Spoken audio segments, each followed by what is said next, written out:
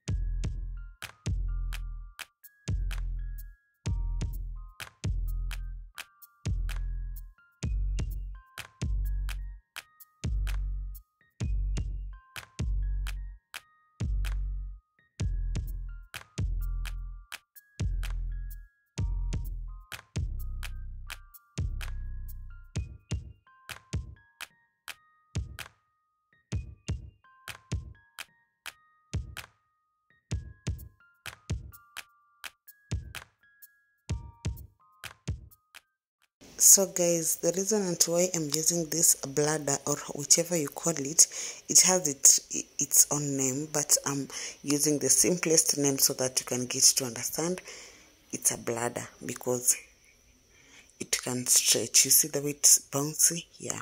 So the reason and why I'm using this is because of the design.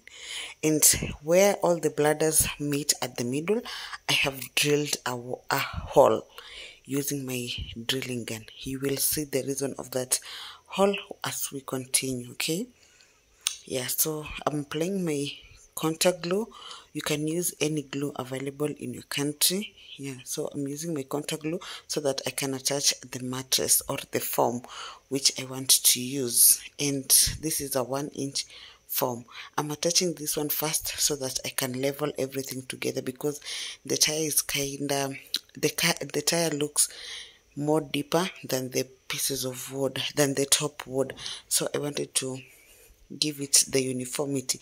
That's why I decided to use this foam. But you can skip this you can skip this step if your tire and your piece of your top wood they kinda look the same, or the size of the tire is a bit bigger, because my tire was small and the top piece was bigger. This piece of foam I'm using here, it's a 2-inch foam. Yeah, I'm using a 2-inch foam because of comfortability, but you can still use a 1-inch foam. After I was done, I was thinking if I could have used a 1-inch foam all through, this seat could be more perfect. I'm telling you that, and I'm sure about that. So if you're making this, just go ahead and use a 1-inch foam all through this project, and you will love it. You will love the final product, because to be honest, I didn't love it that much, because I know my work. I know I could do better than this, but there is always next time. And when I repeat this, you know the drill. I'll be using wood. I won't use a tire. I'll use wood, and I'll make it more perfect than this. Yeah, so just keep watching, but you can decide to use wood or tire, whichever, because the process is kind of the same. Having a tire, you'll just have your pieces of wood all together like a tire, then continue with the same process as I'm doing here, okay?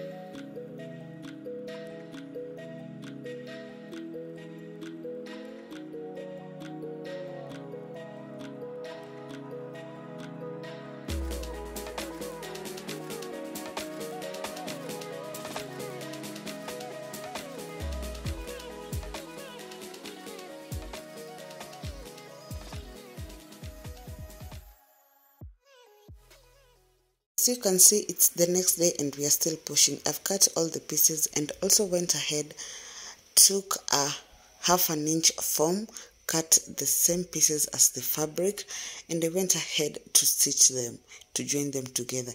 So the reason of that hole, the one which was in between, the one which I told you that I drilled in between, is because I wanted to stitch a string or a rope so that I can pull the middle part to make sure everything is together. And so sorry guys, my phone was full, it was not recording the rest of the project where I was pulling and stapling the fabric, but that step is just easy. After you have stitched, you cover the seat, then staple it. So I did everything. When I was done, I noticed it wasn't recording here, so I stopped there, and this is the last day I'm finishing the project. So I covered the bottom part, and I went ahead to put some tires because I wanted it to be a movable chair. Yeah, so that's what I'm doing right here. I hope you have learned something and you have enjoyed watching to this far. And if you have, please show your girl some love by liking the video and sharing it to your family and friends, and also leave a sweet comment down below. Leave a sweet comment down below if you want to see me making a super duper one using tires. Oh sorry, it's because I'm tried to spin it and it's working. It's exactly how I wanted it, exactly how I imagined it. Yeah, so that's how it looks. I'm saying if you want to see me making another one using wood only, yeah, so that's how it looks guys. I love it. Not the best, but I tried. It looks so good, so good. I love it. I love it. Thank you so much for watching. See you on my next one. I love you.